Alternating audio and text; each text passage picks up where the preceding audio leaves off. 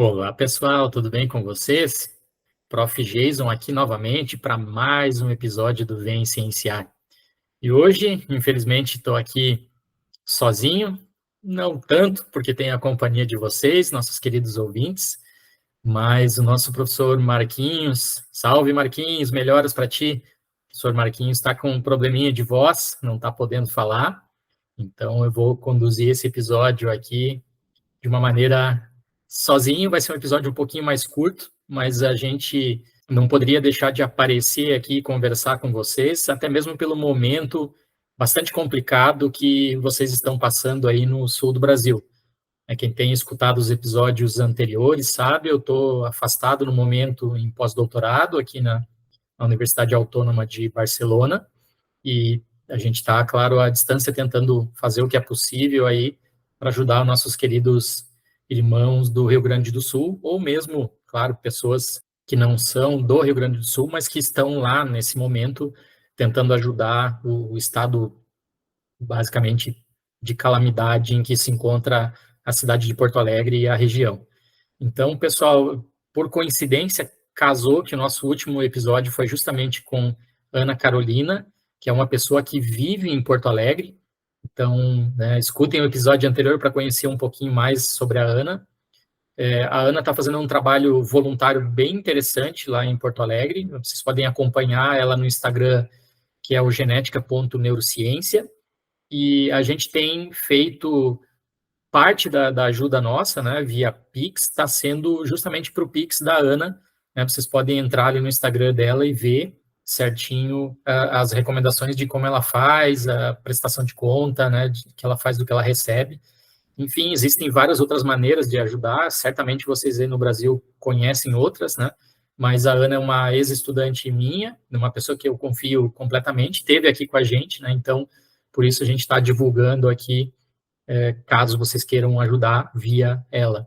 Eu sei que o pessoal aí de Florianópolis também contou com a ajuda dos nossos amigos aí da barbearia Carve, que fizeram um ponto de coleta.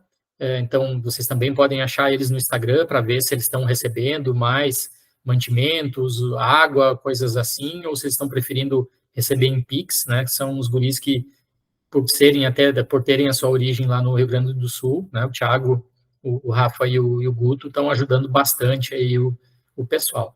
Certo, galera? Então, essa mensagem é super importante, né? Gostaria de falar ela já no começo do episódio, para que todos vocês saibam, né, que agora é o momento realmente de ajudar, depois que a gente conseguir resolver toda essa situação, que provavelmente vai se alongar, com alguns, né, desdobramentos meio ruins, pelo que a gente está já imaginando, cientificamente imaginando, né? Mas depois que tudo isso passar, e a gente volta regularmente com as medidas científicas, inclusive a gente vai ter aqui episódios, né, para falar do que deve ser feito em termos ambientais para que se previna que outra catástrofe dessa aconteça na região.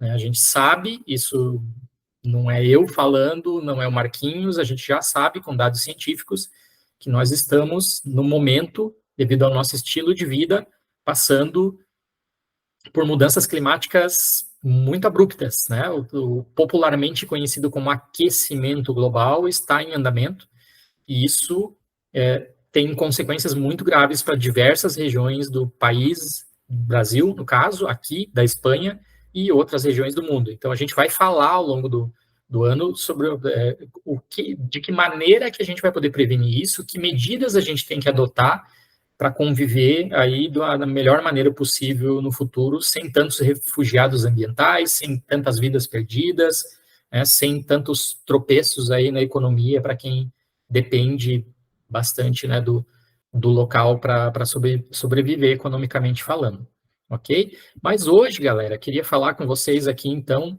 sobre um tema bem rapidinho, um tema introdutório, né, porque eu estou sozinho aqui, sem nenhum especialista da área para falar. É um tema que eu estudo há um certo tempo, mas eu não sou um super especialista dessa área, né? E de repente a gente faz, se vocês gostarem, se vocês deixarem nos comentários para a gente no Instagram, se vocês querem saber mais sobre isso, a gente consegue falar com profissionais da fonoaudiologia, da neurologia ou das neurociências para vir com novidades científicas mais quentes aqui a respeito disso, que eu vou tratar de uma maneira introdutória para vocês. Então, o tema de hoje, pessoal, é ser bilíngue ou não? Falar alguma outra língua ou não? O que isso pode melhorar ou piorar na minha vida? Bem, para exemplificar o tema de hoje, eu vou comentar um pouquinho da minha própria vida para vocês. Vocês perguntam muito como é uma rotina de um cientista, como é a rotina de um professor universitário. Pois bem, gente, gostem ou não, nós como cientistas, nós somos basicamente obrigados a quase que trabalhar diariamente com a língua inglesa. Então, nós precisamos ler em inglês todos os dias, porque os artigos científicos, a ciência mundialmente aceita, ela é feita em inglês. Claro que de vez em quando vai ter um artigo muito relevante publicado em português, em espanhol, em francês. Aí a gente tenta lá, com a ajuda do Google Tradutor, essas ferramentas maravilhosas todas que existem hoje, esses softwares de tradução, para entender um pouco melhor aquele artigo específico. Mas mesmo quando um artigo específico é publicado em português, em espanhol, em francês, normalmente ele vai ter um resumo que é em inglês. Ou seja, então eu e todos os cientistas estamos todos os dias lendo em inglês. A gente precisa também escrever em inglês, porque as nossas publicações, né, como elas vão para o mundo todo, elas são feitas em inglês, salvo esses casos específicos que eu comentei com vocês um pouquinho agora há pouco, né, de artigos muito específicos que eu vou falar, por exemplo, para uma ciência hoje no Brasil, para uma super interessante no Brasil, obviamente eu vou escrever em português, né, salvo essas exceções, a minha vida toda vai ser escrever em inglês. E a gente precisa falar também em inglês. Se a gente comparar aqui a habilidade de escrever, de ler, o falar seria o terceiro, ele não é tão usado, principalmente por cientistas brasileiros, porque a gente vai falar em inglês quando recebe algum convidado estrangeiro, quando eventualmente vai dar uma palestra fora, né, vai fazer hoje em dia com os meets, né, com as lives, aí você vai encontrar algum cientista de fora do país, e aí você precisa, obviamente, saber ali o básico da comunicação em inglês. Mas, às vezes, na minha realidade, por exemplo, às vezes eu passo dias sem falar em inglês, a não ser que eu queira falar com algum amigo, com algum estudante, ou praticar sozinho em casa. Agora, o escrever e o ler é basicamente todo dia, certo? Então, essa é a realidade do professor brasileiro, é a minha realidade diária. Mas agora, aqui, por exemplo, em Barcelona, né, a coisa se modificou ainda mais. Por quê? Porque diariamente, pessoal, para vocês que não sabem, eu estou escutando aqui catalão, né? Então, eu estou lá no escritório, no laboratório, né, na universidade, e eu tenho dois colegas que trabalham do meu lado e eles conversam o tempo todo em catalão. Eu circulo pela cidade, as mensagens são em catalão, as pessoas falam catalão. A maioria delas, para não dizer a totalidade, sabe também o castelhano, que é, né, a gente chama de espanhol aí no Brasil, né, em português. A gente chama errado, né, porque a Espanha tem várias línguas diferentes. Então, aqui, a Barcelona está na província da Catalunha, que eles falam primariamente catalão. Então, eu estou escutando catalão o tempo inteiro. Bom, se eu preciso conversar com eles, pedir alguma coisa, como eu estou na Espanha, eu não vou já imediatamente pedir em inglês, né? Seria uma indelicadeza a ser cometida. Não é um idioma fácil para mim, nem para eles. Afinal, estamos em Barcelona, na Catalunha, na Espanha. Então, se eu preciso pedir alguma coisa, eu peço para eles em castelhano. Então, aí, vejam, já entrou o meu segundo idioma no dia. Eu estou escutando catalão e eu preciso falar, agora eu tenho que fazer ali uma tradução automática para falar em castelhano, porque o meu catalão, parece de uma criança muito novinha, são frases específicas, palavras soltas, né? Eu não tive tempo ainda de dominar esse idioma, talvez, quem sabe, no futuro. Bom, só que acontece que a Universidade Autônoma de Barcelona é uma universidade multicultural, que recebe pessoas de todos os lugares. Então, muita gente vem aqui da Ásia, vem da África, ou mesmo da América do Norte. Né? O pessoal não sabe falar nem castelhano, sabe aquele castelhano muito básico, assim, palavrinhas, como é o meu catalão, e muito menos catalão. Às vezes eles chegam aqui não sabendo que as pessoas falam catalão. Então, eles falam em inglês. Então, é bem comum, eu estou ali escutando catalão, quando eu tenho que falar, eu começo a perguntar em castelhano, daqui a pouco vem um estudante, a gente tem que se comunicar em inglês, aí eu vou para o meu computador, eu tenho que escrever e ler em inglês, então eu estou ali naquele círculo de 3 idiomas o tempo todo. Lembrando que eu sou fluente em português, eu nasci no Brasil, né, como a maioria de vocês que nos escutam. Então, meu WhatsApp tá ali, chega uma mensagem da minha namorada, da minha família, ou de algum estudante lá do laboratório, em Florianópolis, vai chegar em português. Então, é um quarto idioma.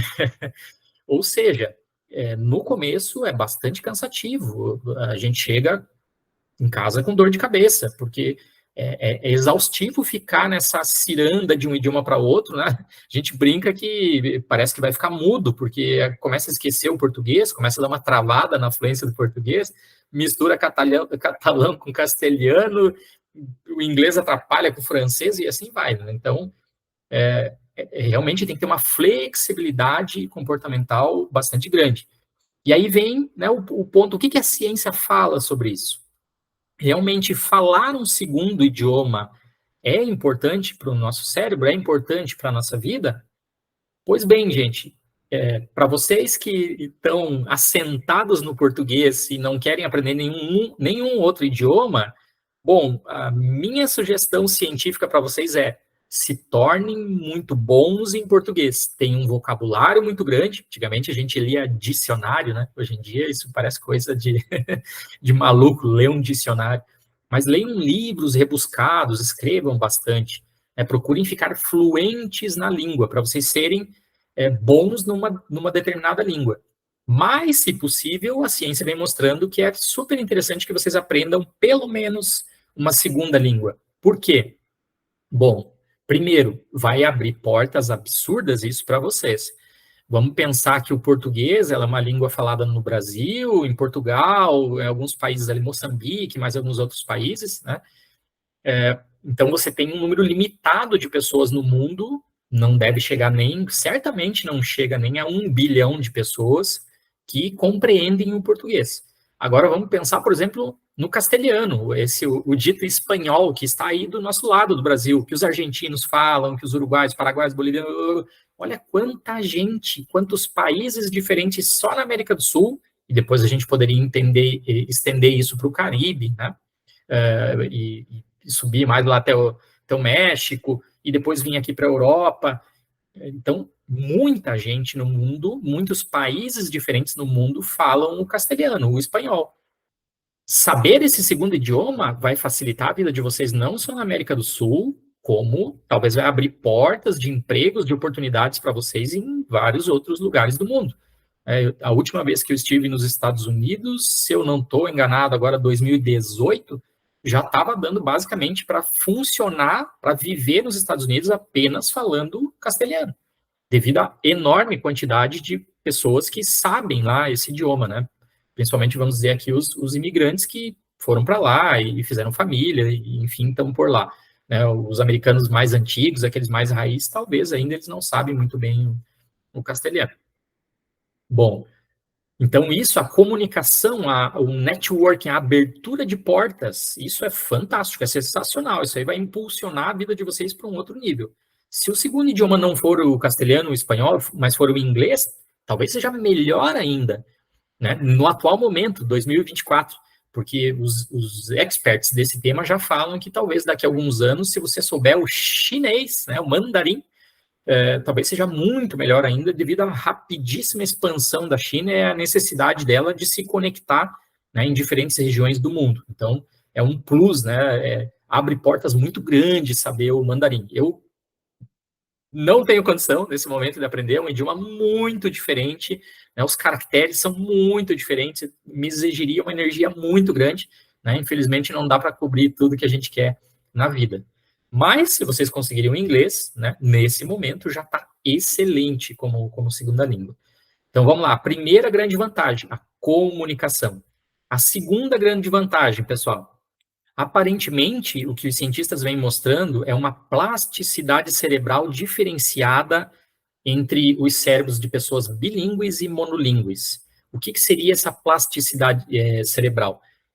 Entre aspas, pessoal, o formato do cérebro, tá? As conexões que ele faz, as sinapses que ele tem, a maneira com que ele se ativa. principalmente em regiões relacionadas à linguagem, o cérebro de pessoas que falam duas línguas, ele é estruturalmente diferente do cérebro das pessoas que falam apenas uma língua. E isso vai influenciar, então, também nos processos cognitivos. Se a gente pegar ali os processos cognitivos mais básicos, de percepção, memória, atenção e as emoções, na teoria, você ser bilíngue é vantajoso em termos cognitivos. Talvez aí a facilidade de alguns tipos específicos de memória, de retenção de memória, ter os processos de atenção, saber lidar melhor com as emoções, enfim, existe uma pequena vantagem aí em relação dos bilíngues em relação aos monolíngues. Se a gente vai para dados específicos, né, que a galera tem demonstrado aí na ciência, por exemplo, em laboratório agora, né? Memória de trabalho, pessoal. Memória de trabalho é aquela, se eu falo eu quero pedir uma pizza, agora eu falo um número de telefone para vocês e fico repetindo aquele número na minha cabeça, enquanto eu estou digitando aqui o número. E aí eu chamo lá a pizzaria, converso com o cara, quando eu desliguei o telefone eu já não sei qual que é o número que eu digitei. Então isso é a memória de trabalho.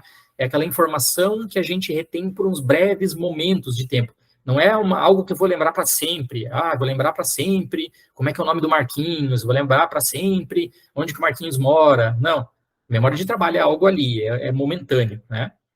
A memória de trabalho, na teoria, ela é melhor em sujeitos bilíngues do que em sujeitos monolíngues. Então, os cientistas fizeram um teste em laboratório, que é um teste bastante simples, né? A gente passa vários números, 5, 10, 15, 20, para as pessoas decorarem. Depois que as pessoas decoram, você pede para as pessoas falarem na ordem inversa, de trás para frente. Qual foi o último número que eu falei? Tem que falar primeiro. O penúltimo tem que falar por segundo, e assim por diante. Então, isso denota uma capacidade boa de memória de trabalho. E aí, quem se saiu melhor nesse teste? Os caras que eram bilíngues em relação aos monolíngues.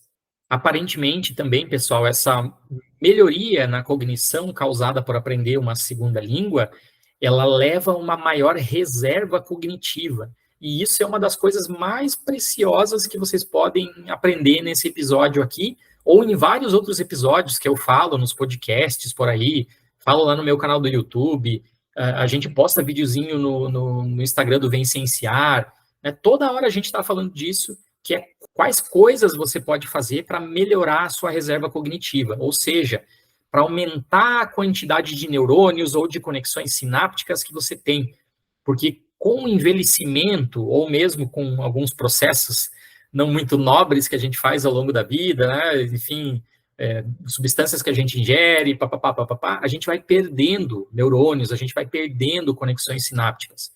O Alzheimer é basicamente morte neuronal. O Parkinson, ele é morte neuronal. Então, essas doenças neurodegenerativas, elas não têm cura. A partir do momento que elas começam, a gente, infelizmente, vai acabar sofrendo as consequências dela até, talvez, a própria morte. Então, uma das maneiras que a gente tem de sofrer menos com essas doenças neurodegenerativas lá da velhice é ter uma grande reserva cognitiva. E a gente já falou em alguns outros episódios, algumas dicas para vocês, de, por exemplo, aprender a tocar um instrumento novo, fazer coisas que você, se você é destro, coisas que você faz com a mão direita, passar a fazer com a mão esquerda, caminhos que você faz para ir para casa, muda o caminho um pouco, faz caminho diferente, exercício físico, deixa de comer tanta carne, não entre em contato com tantos agrotóxicos, enfim, a gente falou um monte de maneira que a gente tem aqui para prevenir a morte neuronal ou para fazer uma reserva cognitiva maior para vocês. E o pessoal tem visto que aprender um segundo idioma, devido à dificuldade enorme, um pouco eu exemplifiquei na minha situação, é uma dificuldade muito grande de aprender idiomas novos, principalmente velhinhos como eu. Aparentemente, a gente força o nosso cérebro, entre aspas, a trabalhar e a ter essa reserva cognitiva maior. Então, a galera está supondo, né, cientificamente supondo, que os sintomas das doenças neurodegenerativas aparecem de 4 a 5 anos mais tarde e não tão severamente em pessoas que sabem mais do que uma língua. Né? Então, é motivo suficiente para vocês pegarem aí no celular o Duolingo, para fazer uma live aí naquele outro software que eu nem sei o nome, com a galera do exterior. Vamos lá, gente, vamos se puxar. Precisarem de ajuda nossa, estamos aqui para ajudar também, para aprender um outro idioma, porque vai ser um ganho muito enorme para o cérebro de vocês. Só vou chamar atenção aqui, pessoal, também, bem legal, que aparentemente a galera que trabalha nessa área está vendo também que esses benefícios estão para as pessoas que falam, que são chamadas de bimodais, porque falam libras, né? Então a pessoa, por exemplo, fala português e o segundo idioma dela é libra, né? Aí eu não chamaria ela de bilíngue, acho que o termo correto é bimodal. Aliás, a curiosidade é tamanha, faltam estudos com essas pessoas, porque elas são as únicas pessoas que conseguem falar em 2 idiomas ao mesmo tempo, né? Então ela pode estar falando ali o português e pode estar falando libras ao mesmo tempo. Eu não consigo falar castelhano e inglês ao mesmo tempo, português e inglês ao mesmo tempo, né? Eu tenho que pular de uma língua para outra muito rapidamente. E isso já vem sendo demonstrado também pelos experts da área, né, pelos cientistas da área, que é um dos prejuízos que a gente tem de falar, um pequeno prejuízo, né, um pequeno farelinho aí de prejuízo que a gente tem de falar mais do que um único idioma, que é a dificuldade que a gente tem em alguns milissegundos de achar as palavras corretas naquele idioma. Então, eu mesmo falei isso já para o Marquinhos, né, quando a gente voltou com o podcast, eu já estava um tempinho aqui em Barcelona, a gente voltou a gravar o podcast e eu sentia que eu não estava com aquele português fluido, que eu ficava, as palavras pipocavam na minha mente em castelhano. Então, dá aquela micro gaguejadinha que às vezes muitos de vocês nem percebem, mas que eu mesmo, sabendo como eu sou capaz de falar, né, sabendo o meu poder de oratória, todo o treinamento que eu tive para isso, eu sinto, opa, não estou normal. Né? Isso é um probleminha de quem fala mais de um idioma constantemente, que é o meu caso aqui agora. Né? E também tem um outro farelinho de aprender mais de um idioma que talvez você fique com um vocabulário limitado naqueles idiomas que não é o teu idioma natural. Então, é muito, muito, muito difícil, mesmo que eu estude a vida inteira inglês, que eu vá ter um vocabulário tão grande quanto uma pessoa que nasceu em Londres, por exemplo. Mesmo que eu estude a vida inteira castelhano, que eu morasse aqui o resto da vida, né, na Espanha, ou que eu aprendesse o catalão e morasse aqui para sempre, é muito difícil que eu dominasse e tivesse um vocabulário tão grande quanto eles têm.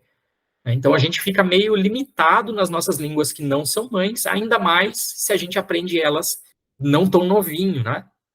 O ideal seria, e isso a gente brinca, né? Se eu fosse presidente, se eu fosse da política, né? Uma das questões que eu forçaria muito no Brasil, em termos de educação, é que as crianças, já desde o seu início, há 5, 6 anos, pisou o pé na escola, bilíngue.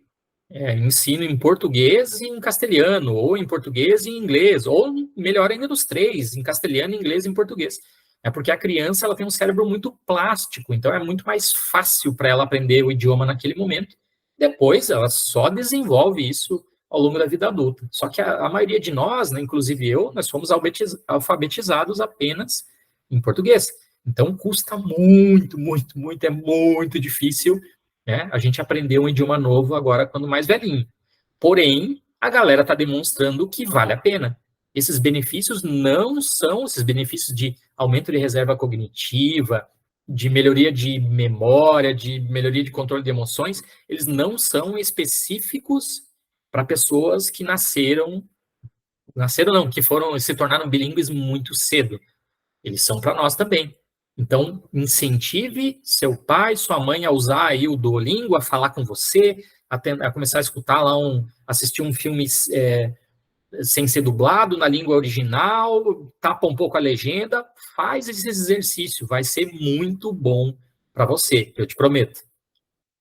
E um último ponto, então, pessoal, para a gente fechar esse episódio, prometi que ia ser rapidinho, é que aparentemente as pessoas que falam 2 idiomas, elas têm uma tomada de perspectiva mais avançada do que pessoas que falam um único idioma.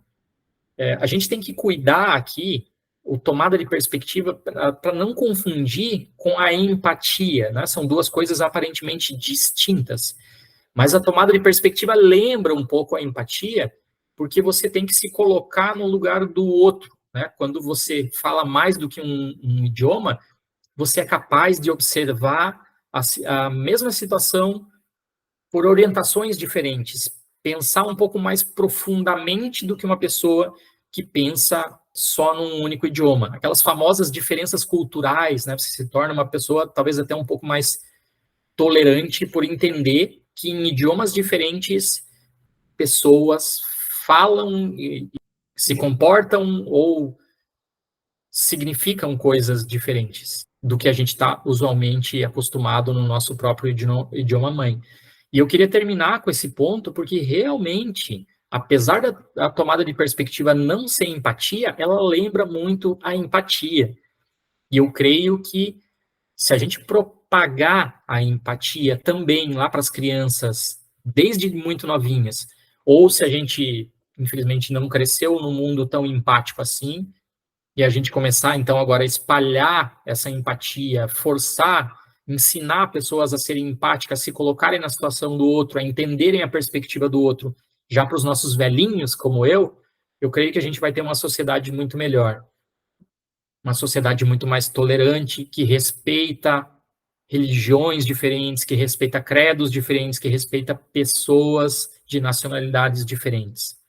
Então, a gente fecha aqui hoje com essa mensagem do bem, relembrando vocês todos que, se puderem contribuir lá com o pessoal do Rio Grande do Sul, a gente vai ficar bastante grato. E contribuir, pessoal, não significa, às vezes, só financeiramente falando, mas sim também com atos, com ajuda física, de outras maneiras que vocês possam aí ajudar o pessoal lá. Beleza, galera? A gente volta com certeza aí em breve no próximo episódio. É só Marquinhos recuperar a voz, né? Temos alguns temas bem interessantes aí para frente. A gente deve falar para vocês nos próximos meses aí um pouco de sonhos. A gente deve falar para vocês da parte ambiental. Tomara consigamos aqui o professor Paulo Horta, que está com uma agenda bastante ocupada, né? Mas ele tem um canal bem interessante lá no Instagram e está bastante envolvido com a política dessas questões todas aí, então tem muito a contribuir aqui com a gente. Certamente a gente vai vir aqui com alguns temas que, infelizmente, teremos que voltar a falar, né? Alguns temas que permeiam um pouco aí a genética do comportamento, como a eugenia. E, enfim, não vou ficar aqui dando tanto spoiler para vocês, né?